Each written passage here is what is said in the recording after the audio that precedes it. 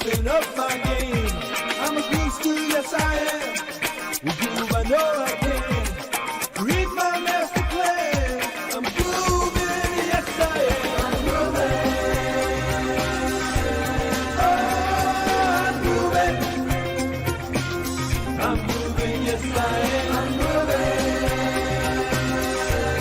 Oh, I'm grooving. I'm moving, yes I am. I'm moving.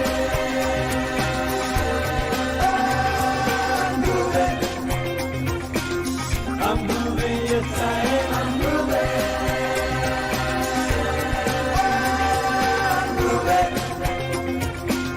I'm moving, yes I am. Groove Nation inspires me to bust loose and break free. I'm dancing to my dreams, bursting at the seams. I'm feeling groove-alicious. Groove knows who I am. 'Cause now is my time to have a groove state of mind. I'm grooving. I'm grooving. I'm grooving, yes I am. I'm grooving. I'm grooving. I'm grooving, yes I am. I'm grooving. I'm grooving. I'm grooving, yes I am. I'm grooving. I'm grooving. I'm grooving, yes I am.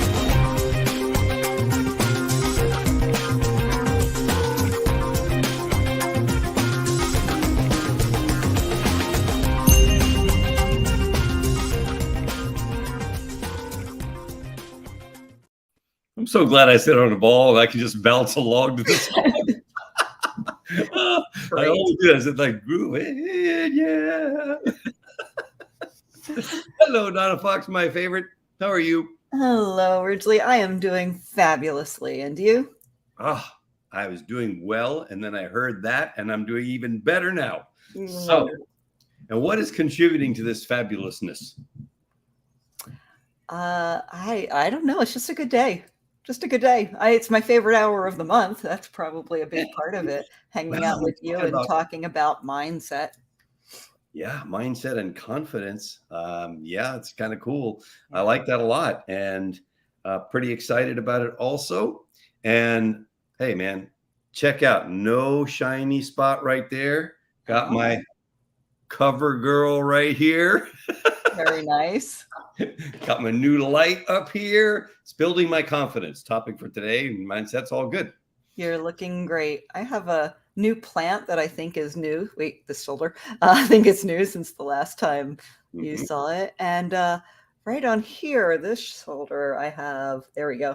That is a cool decoupage Van Gogh vase that I made, which was Wow. super awesome.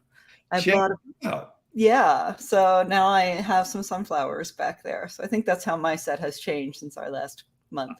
I like it. I like it. Bright and flowery and, moving into the fall as we are. Over Yeah. here, literally, finally, 2 days ago, the heat broke. It has been the most relentless heat thing this summer. Super crazy. Finally, 2 days ago, it broke, and we're like, whew, okay, now we can go outside. Time for some relief. Yeah, because, right outside my window, I have a big deck. And so I used to love to work outside all day, but it's just been so hot, it's impossible. So now out we go again. Me versus the squirrels throwing pecans at me. That's how this works. Wonderful. So, I got a question for you. Yes. How do you think knowledge plays into confidence? I believe that it is 100% connected to confidence. I think that the way that you get more confident is to increase your knowledge on something. Mm-hmm. I remember. I think that to give an example of that, most of us, if we don't have a fear of public speaking, but we have to go up and speak. So I just want to eliminate this. I don't want to talk to anyone in a room, but you need something to talk about. Could talk for 30 minutes easily about something that happened in our childhood or in our lives or our life story without any problem at all. And it's because we know that information better than anyone else. No one will say when we're speaking about our life story that we're incorrect, that it didn't happen, that it's wrong. We are the experts there.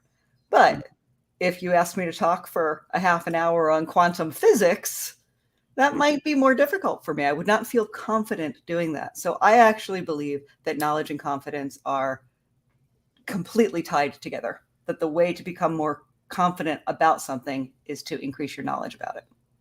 I know Jim Rohn used to often say during his speeches, he would say, hey, skip a meal if you have to, but don't skip buying a book. That meal may feed you for today, but that book will feed you for a lifetime. And then he'd throw it at you a little bit, and he would say something along the lines of, and remember, the people who don't read are no better than the people who cannot read. Yes. It's a good one. All right, Jim. Okay, man. Let's make it real, shall we? So I picked up interesting array of products to talk about, but I wanted to then talk a little bit further on this knowledge connection to confidence, because there is the idea of the IQ, intellectual knowledge, and EQ, that emotional quotient, and which many people would say, at least in terms of succeeding in life, a high EQ is going to get you further than a high IQ. What do you think about that? I think both are good. Let me see. Probably. I think I agree with that a high EQ will get you farther than a high IQ. Because when I think about the extremes, high EQ, low IQ, you're going to be an extremely personable person, great to be around, could be very successful in something that is a skilled activity versus something that requires a whole lot of intellect. The other way around, high IQ, low EQ, you don't want to be around those people. Mm-hmm. They're the difficult people to work with. Mm-hmm. They tend to have tantrums. They get angry off the cuff. They like to argue and yell. And so I think that EQ is probably the more desired trait. Well, and I think that why that's particularly fabulous for everybody is because IQ kind of is what it is. You're born with whatever you're born with, and you're coming in with whatever you're coming in with. Kind of that article that you sent me a few days back had that kind of premise in it. But EQ is something you can develop.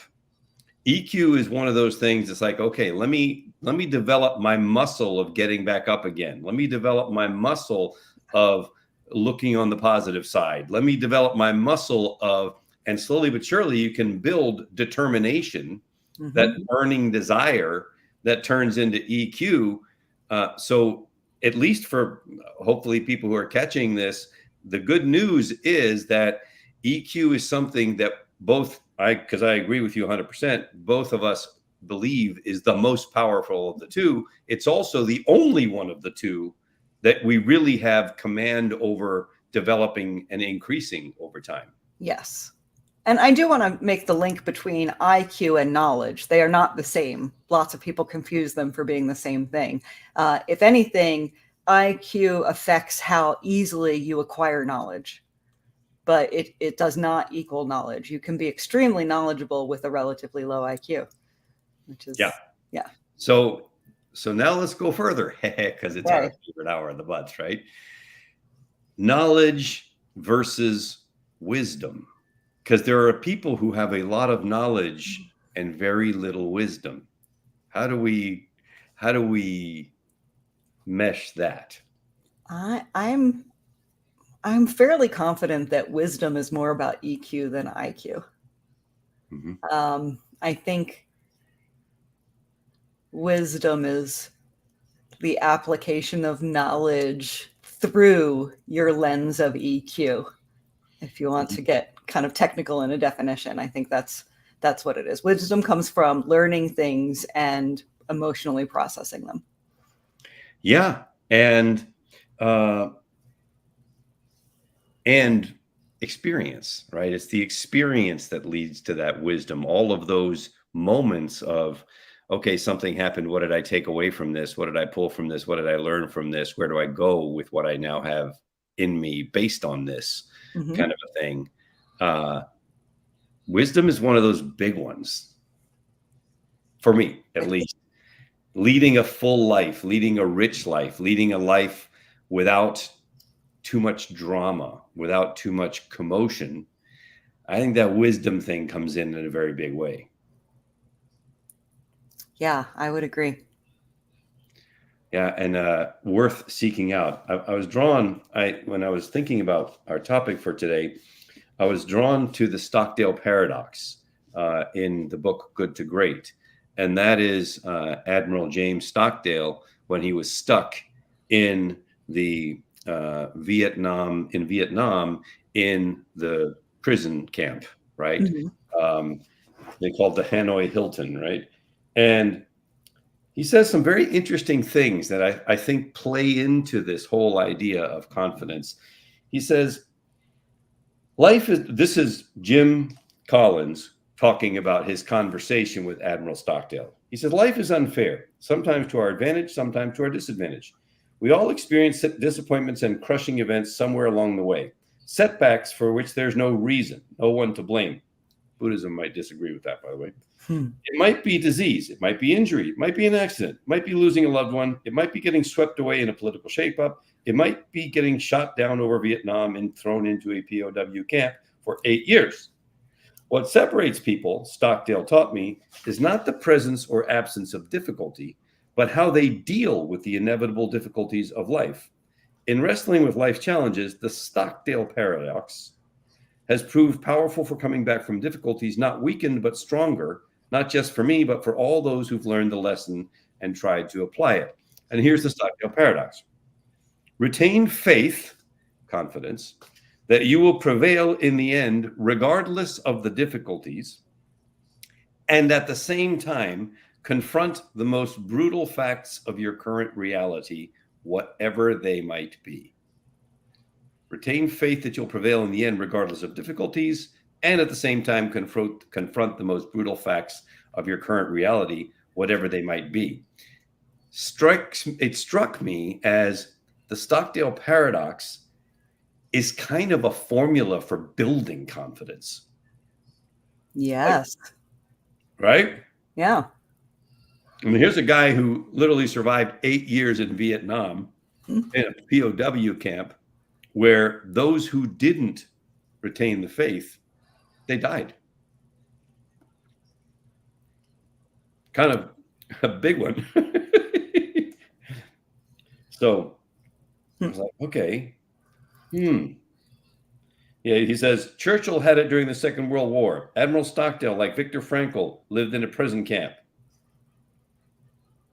They all embraced the Stockdale paradox. It didn't matter how bleak the situation or how stultifying their mediocrity. They all maintained unwavering faith that they would not just survive, but prevail.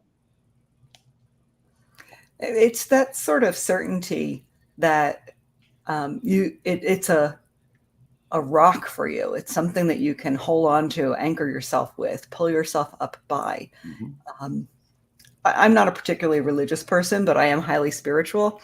And the belief that everything will come out okay, that you're on a positive path in life, is a very, very strong one that will hold you through. And lots of people, whether they're doing it through some religious affiliation or just an overall sense of, I am good, I am protected, I am on the right path, I'm moving in the right direction, whatever it is where you draw that faith from, I think that that's a really powerful skill to develop, having faith or belief in a positive outcome, or even more than a belief, the knowledge that everything will be okay, because it will. It always is. And it applies to the little things and the big things. Like, I know that after this call, all it will take is a piece of floss to remove the tiny celery shred that's bugging me in the base of my mouth from lunch. And therefore I can kind of ignore this little celery thing. You know what I'm talking about, right? I know exactly what you're talking about. And if you need to take care of it, feel free. I can vamp while you're gone. No, we're good. But I have the faith that it'll be okay. I could last an hour without. There you go. Sorry, that was a completely random, way out there reference there for sure. He said, okay, let's go to my man, Jeff Goins, for a second. And this is in The Art of Work, a proven path to discovering what you were meant to do. And he's talking about listening to your own life. And he says, human beings are not hardwired for seeking pleasure and avoiding pain. They want meaning. In spite of what we say, we don't want happiness. It's simply not enough to satisfy our deepest longings. We're looking for something more, something transcendent, a reason to be happy. What we all want is to know our time on earth has meant something. A calling comes when we embrace the pain, not avoid it. Tragedies, unfortunately, are inevitable. Bad things happen to good people, whether we want them to or not. What determines our destiny, though, is not how successful we are at dodging hardship, but what we do when it comes. Mm-hmm. Mm-hmm. Yeah, I agree. I think, let me give you an example from another realm. I'm going to take weight loss as an example. No, there are lots of people, women especially, women who are naturally thin for most of their life, and then they hit a certain age, usually hormonally related, whether it's puberty or adulthood or menopause. They hit an age and all of a sudden they have a weight problem that they didn't have before. Mm-hmm. They haven't developed the skills to learn how to manage their weight because they never needed them. Mm-hmm. So if you see someone who's never seems to have anything go wrong in their life, maybe they don't. And the true test of their confidence, their resiliency, is seeing how they react when something goes wrong. Just like even people with weight problems have developed ways, in many cases, will develop ways to manage that, so that when they reach those times of puberty, menopause, adulthood, that change your relationship with your weight, they will have developed the skills previously. Yeah. So, and if you don't, it's kind of hard. Yeah. Because you feel... I really think we're better off in life if we go through some challenges from time to time. I know that one of the senior spiritual leaders from the Buddhist faith said you should be willing in your childhood to buy hardships, because it's the one thing that will forge your character and dictate the way you live later. Mm. And I think that's true. I mean, of course, it's a little bit hard to say I want to buy hardships, but I'm a fan of letting the universe know that I've got the lesson without the hardship. I don't need them. So Jim, my man Jim, talking about knowledge, likes to say, one of the fundamental strategies of living the good life is knowing what information you need to achieve your aims. I've always been a believer in the value of study. If you want to be successful, study success. If you want to be happy, study happiness. If you want to make more money, study the acquisition of wealth. Those who achieve these things don't do it by accident. It's a matter of studying first and practicing second. Sure. Don't practice without studying first. Right? Yeah.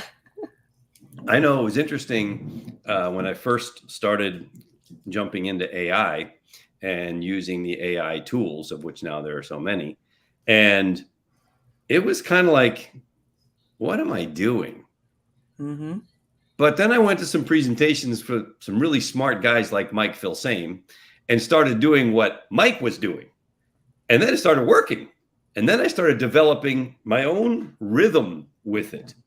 And now I had a gentleman who is a Groovester, who has Groove Lifetime and was a platinum member with me, who just about an hour ago said to me, I just want to tell you something. I learned more about copywriting from you and what you do than I've learned in my entire life from everybody else combined. And I was like, that's a really nice thing to say. That's a really bold statement. And I said, and I kind of was like, tell me a little bit more about what you mean by all that. And he said, well, it's because you keep applying new things and I keep watching you apply the new things. And it's like, okay, well, I'm sure not doing it without getting the idea from somebody else, because I don't think I've had an original thought in my life. I think sometimes, not to discredit or diminish that compliment in any way, but I do think sometimes you're not ready for the information until you're ready for it too. And that's why we reread books, because often we're not ready for the knowledge when we read it the first time. When we read it later, we have new life experiences, new perspective, more wisdom, more knowledge, and then suggestions, training, information takes on a whole different light or meaning. Yeah, it's very interesting. I have seemingly, I'll find out a little bit later today, fallen into a monster opportunity in the banking industry with a big association of many, many banks that are way, way behind when it comes to the use of AI and resisting it because they were afraid. And I was very lucky. I was invited to go speak at the Banky Awards, which is like the Oscars of community banking, last week. And I did. And they were like, what did you just do in 8 minutes? I can't believe you. I did a live demo with AI on stage. And that turned into a breakout, which turned into another thing, which turned into an invitation to come speak at their mastermind, which turned into a thing and whatever. And I was literally thinking to myself, okay, you don't triple the size of your company overnight without preparing for that, because it is going to be a disaster if you try. And then I started thinking, okay, what am I going to do? And I thought, I know what I'm going to do. I'm going to go read The E-Myth again by Michael Gerber and start thinking like that. Because the last time I read The E-Myth was a long time ago, and I didn't have a company that potentially could triple overnight. Nor would I have had the confidence that I could even think of doing something like that. But that's exactly what potentially could happen here based on what I know so far. So I was like, okay, you need to go study so you can, I feel the confidence, but I don't feel like I have the knowledge. I haven't read The E-Myth in quite some time. That's a good one. Another one that I suggest along the same lines is The Road Less Stupid. Huh. Okay. I don't know if I've heard of that. So I believe that's Keith Cunningham. Let me check.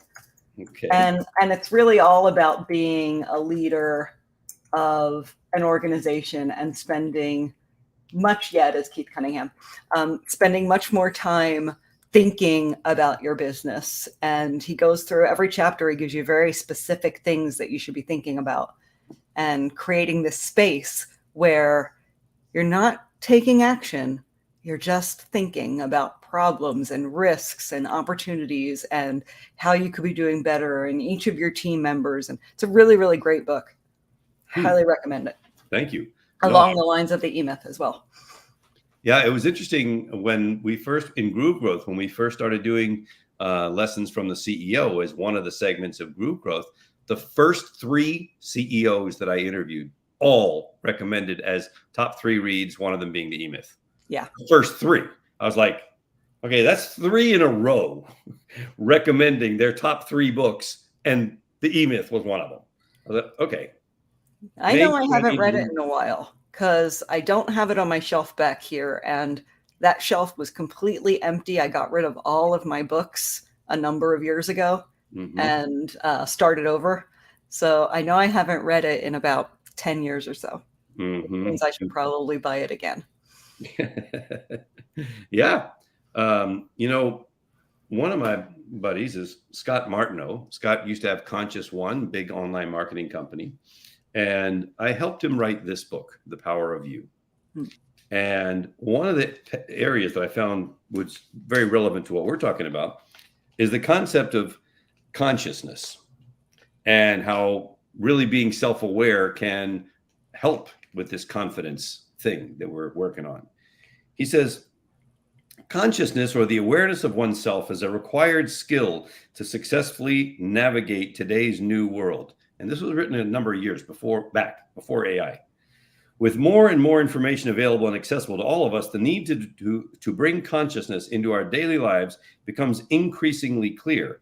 With more consciousness, we perceive more options, more opportunities, more paths to success, happiness, balance, and wealth. We also find more routes out of difficult circumstances. To perceive these new opportunities, we need to live with more consciousness in our lives. I think that is a definite precursor to building confidence. Being aware. Yeah. What do we do to foster that? Well, more education, but more experience, I think, is how you increase awareness. And one of the ways that we get more experience, at least like in our industry, let's just talk to the people we're talking to, trying to build a business online, you talk to more people that are building businesses online. You have more conversations with people that are doing the same thing, because especially when you start out, but even 20 years into it, like I am, you don't know what you don't know. And the only way that you can learn what you don't know is by talking, experiencing, listening to, reading the works of, engaging with other entrepreneurs and business owners. Mm-hmm. Which is why I like your Secrets from a CEO series, conversations with CEOs, because they've been there, they know it, they've learned the lessons, and it's so much easier to learn those lessons from someone else than having to figure them out on your own. Well, sure, because when you're figuring it out on your own, you're doing the bang your head against the wall, see if you can get through that wall. Bang your head against the wall again and again and again. Bang your head against, as opposed to, hey, let me show you where the door is. Mm-hmm. There is a much easier way. It's not easy, but it may be a lot easier. And we're talking about EQ earlier, and I think the higher your EQ is, the easier it is for you to handle things that you don't understand or you don't know. When your emotional quotient is much lower, then it becomes a challenge. It becomes something that you feel like you need to do on your own and not ask for help. You start to judge yourself for your inability to figure something out. We have a rule in our marketing department that you shouldn't be blocked for more than 15 minutes on anything without asking for help. I always hate it when I hear, I've been working on this for days trying to figure it. Don't work on something for days trying to figure it out. I know that I am busy, but ask me, because the highest and best use of my time is removing your blockers. For sure. And some people have a hard time with that. Some people, they just continue to beat their head against the wall all day long. I hear it from my own team members, and they come and they ask me, and I go, why are you asking me this question? Why I'm not the fixer man of everything. Why don't you go ask the expert over there that you're supposed to be talking to about this, and stop trying to do everything yourself? It's crazy. Yeah. Especially now when things move so much faster, when the volume of information and data is so huge, it makes it a lot harder. You can't be on top of everything. Sure does. I was talking to someone who I respected very much, but what stuck with me was not the person, was the message about AI, and about how the way to use AI the most effectively is to understand that you're walking with Einstein. You got Einstein available to you right there with you, and AI now has, I think the IQ is either at or above Einstein. So I have Einstein who's willing to walk with me and talk with me and communicate with me, etc. But if you start talking to Einstein about something that you don't know about, you're not going to get very far.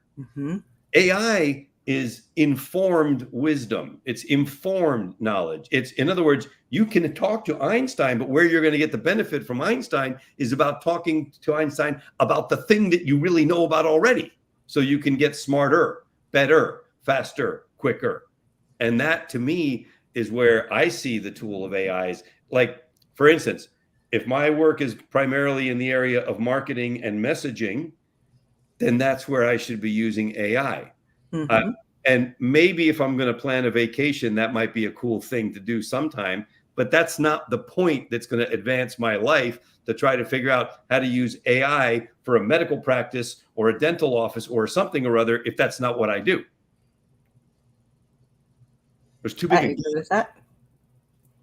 Way too big a gap, I think, at least. So Napoleon Hill says, this I do think applies to a lot to confidence, and it's the concept of enthusiasm. And sometimes there's fake enthusiasm or too much enthusiasm, but what he says is enthusiasm inspires action and is the most contagious of all emotions. Napoleon says enthusiasm is faith in action. It is the intense emotion known as burning desire. It comes from within, although it radiates outwardly in the expression of one's voice and countenance. Enthusiasm is power because it is the instrument by which adversities and failures and temporary defeats may be transmuted into action backed by faith or confidence. The flame of enthusiasm burning within you turns thought into action. What do you think? I think that that is true. I think that enthusiasm has an element of enjoyment to it. If you are enthused about something, you are enjoying it. And if you're having fun with a topic or task, you're more likely to do it. So yeah, I completely agree that enthusiasm leads to action. Yeah, I think so too. And I think that it leads to that the whole thread that we have going on, that faith, that belief, that whatever that creates that confidence to keep going, even when things are tough, even when things are funky, even when things are weird. If we have that flame somewhere, that confidence that it's going to change, it's going to shift, the sun's going to shine tomorrow, there's always another way, and all of that, if we can enthusiastically embrace that, then we're going to get to the action quicker than the pessimist. Yes. And I see this a lot. While there's the concept of the realist versus the pessimist. Mm-hmm. Sometimes they're very close, but the way I distinguish it is the realist can still maintain that level of faith and confidence that things are going to move in the right direction, whereas the pessimist is looking for the way in which it won't go in the right direction. And so that they don't have to take action. Yeah, and applying the energy to make it so. Mm-hmm. Which I find, frankly, mind-bogglingly frustrating. I'm like, what is up with that? Why would somebody do that to themselves? Why would you want to think constantly in the negative, knowing that it's going to drive you there? I think there are certain careers that lend itself to that. Law being one of them, which is why I'm not part of it, where it's your job to figure out all the things that could go wrong. And that starts to shift your view of the world, which is why I got out of the practice of law, because I could feel my worldview shifting into a more negative space where I saw dangers everywhere. Yeah, it's so interesting you would say that, because I had a friend call me 2 days ago and say, "You're a lawyer, right?" And I said, "Well, reformed." Yeah. Yes. Retired, out of the practice. Do I have a law degree? Yes. Did I practice for a while? Yes, but not anymore. I said, "Well, can I talk to you about a situation we've got going on? Because I've got this law thing happening, threats and and when I talk to my lawyer, I just don't think that I'm getting the right advice that I need." Mm. And I had to share with this friend. I'd say, look, the lawyer, their job is to defend you or litigate on your behalf according to what you have told them, and to be an advocate on your side, whatever your side is. Excuse me. It is never their job to talk themselves out of a job. As in, hey, realistically, there's not a lot of risk here. I don't think you need to do anything. I think you could frankly walk away and your exposure would be de minimis. Or even if you got a small sanction, it's going to be a slap on the hand. But that's not what lawyers do. Mm-hmm. Even though they could do that, they would be talking themselves out of a job. And the retainers don't come from telling people that they don't need to sue somebody. I think that's good feedback. It was very interesting to have the conversation and say, look, I'm not telling you what to do, and I'm not giving you legal advice. But if it were me, I wouldn't do a damn thing. Let them figure it out and let the thing go away, and let's see where it goes. And in the worst case scenario, you won't spend another 30 grand that like you've spent so far, just because somebody's threatening you with the worst possible case scenario of the most extreme circumstance that in some alternate reality might, could, should one day possibly happen. Right? Absolutely. And this is very similar to what I've learned over time when it comes to most threats, problems, issues, fears, is that they never materialize. At least not to the degree. Yeah. Yeah. And at the end of it, my friend says, okay, so wow, I feel so much better, man. So appreciate you, blah, blah. Then he sends me a text. Send me some information so I can send you something. And I said, well, here's my PayPal account. However, if you'd like me to be thinking about you while I'm sipping it, I really like fine wine. Here's my address. And I haven't heard anything since. So I don't know if there's something in the mail or what it is, because nothing hit my PayPal account. And I wanted to pay me anyway. I was like, give me a break. You're not paying me. I'm sorry. You can't do that. But you can send me some wine if you feel like it. Just hour and 15-minute consultations. All good. So here we go. This is a book written by President Guerra, who's a very serious spiritual leader of 12 million people. He says the following.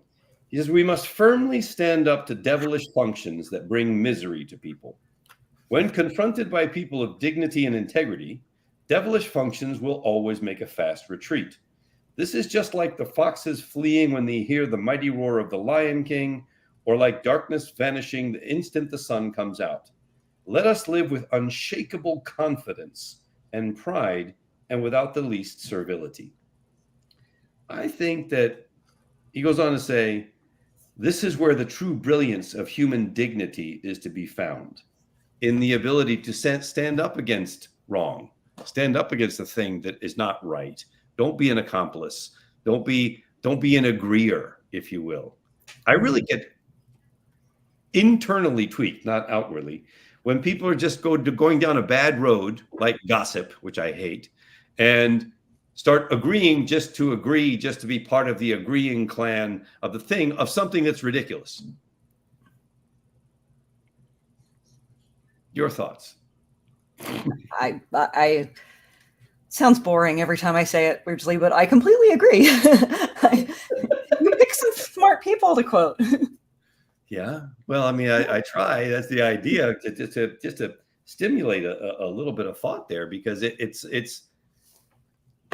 I want to say that confidence doesn't happen by accident.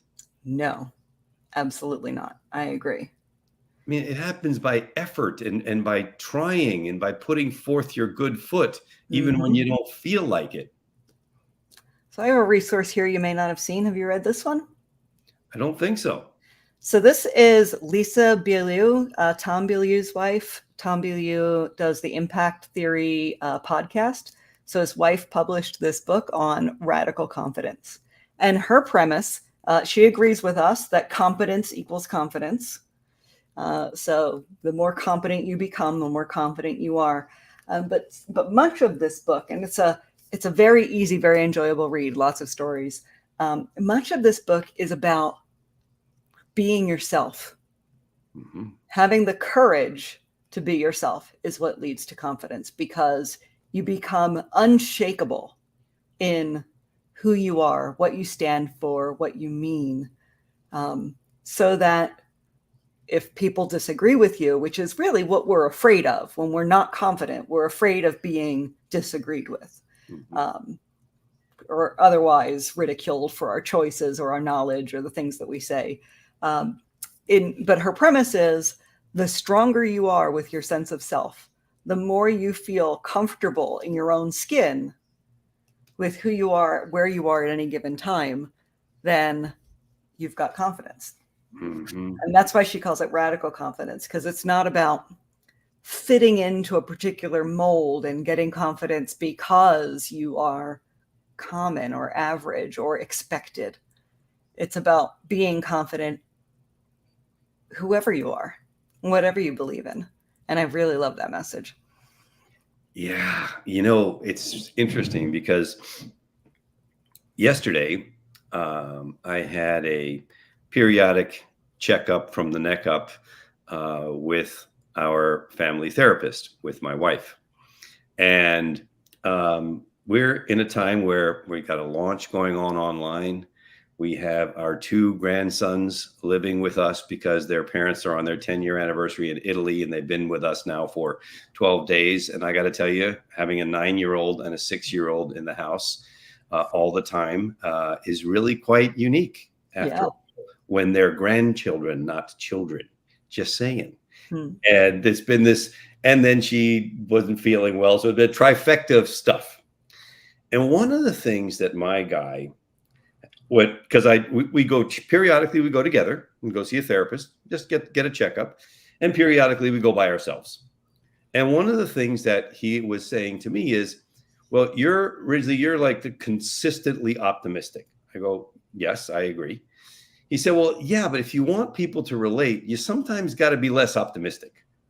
And he was suggesting that people like Kathy, and she's my girl, love her to death, and she has a PhD in stressing out, and she can find a reason to get tweaked about just about anything at any moment, without effort.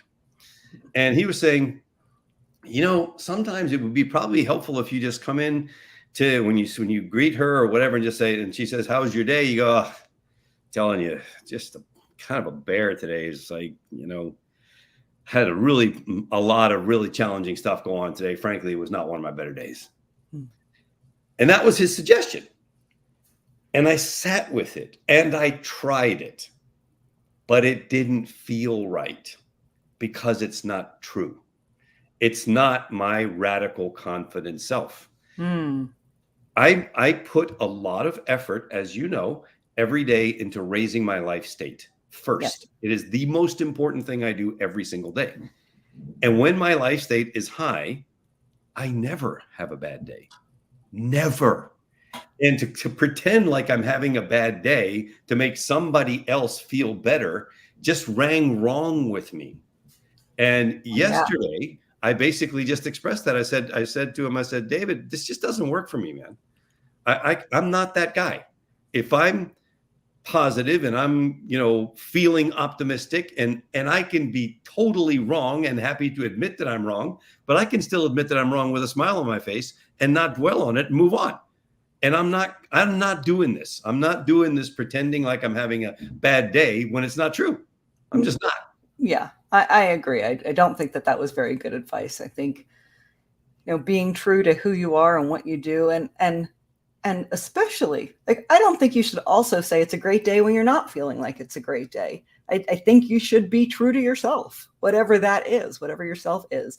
And please never, ever, ever dull your light because someone else tells you to, ever. Yeah. It was just one of those, when talking about that radical confidence thing, being really, really true to yourself, I just found myself saying, that's just not me.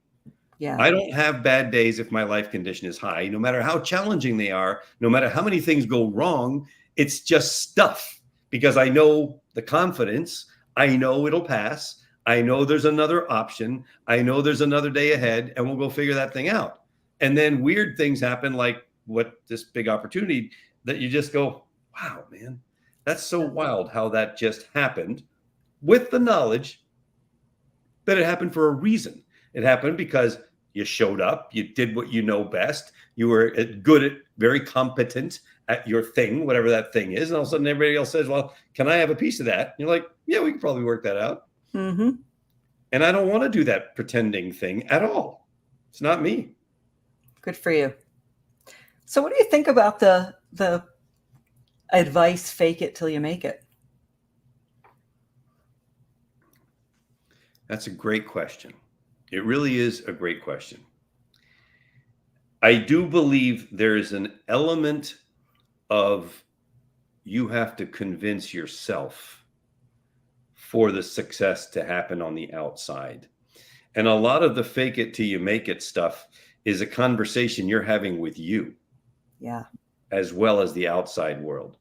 You can get caught up, a number of times in the outside world. Somebody can call you out, they can do whatever.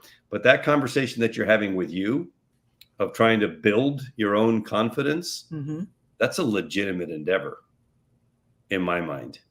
So I think in a conscious way, talking about what Scott Martineau was saying a little earlier, in a conscious way, faking it till you make it, I don't think that's bad at all. Now, in a BS way, in a braggadocious way, in a you're coming across like an idiot kind of way, no. But in that, okay, I can do this. I'm good at this. I'm good at this. I'm good at this.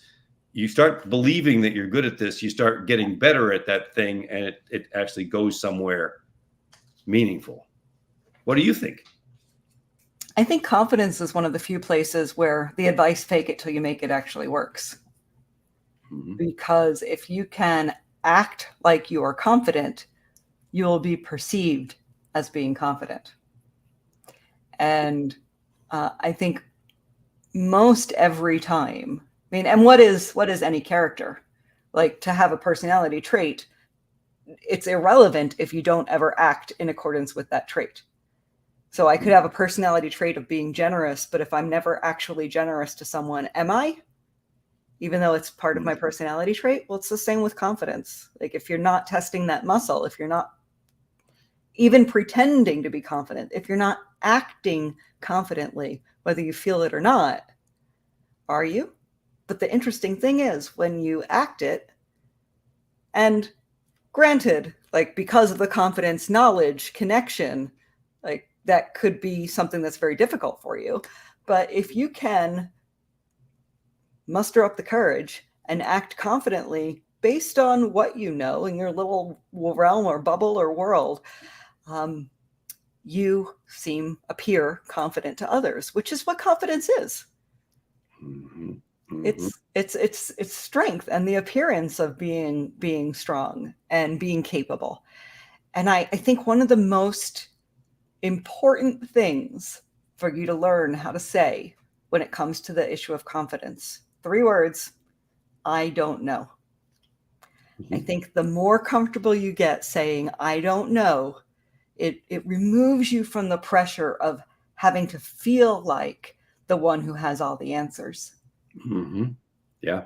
And then your confidence is about your true knowledge, your true self. Yeah. And I think that plays in perfectly with what Earl Nightingale says when he says, a great attitude does much more than turn on the light in our worlds. It seems to magically connect us to all sorts of serendipitous opportunities that were somehow absent before we changed. I like it. Right? I was like, okay, Earl, cool.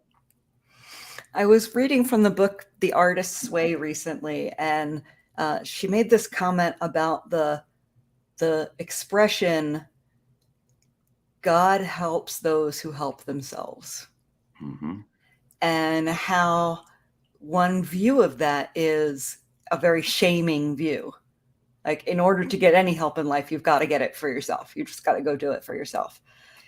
But her perspective on it was that just means that action is required in order to be open and aware and see the good that is coming to you. Mm-hmm. Mm-hmm. Yeah, I think that's exactly right. Yeah. Yeah. And I have such fond memories of Julia because a long, long time ago, before she was super famous, Mm-hmm. I had a chance to go take the Artist's Way course in Los Angeles Oh, wonderful. for, I think it was like 7 weeks or something like that. And to do all the stuff. And me being an artist with words, but not so much with paintbrushes or any charcoals or anything else. It's like pretty amazing what you can do, even if you don't think you're particularly artistic, if you take the Artist's Way. Yes. This is the book, by the way. I'll hold it up for you guys because it's right here. I'm currently going through it again. It's a process to unlock creativity. So I've been through it a few times, and I'm currently on week 5 of 12 again. I'm absolutely, maybe 12 weeks. Okay, got it. Yeah. Well, yeah, I really had a fantastic experience doing that. I remember it was in Studio City, California, right in LA.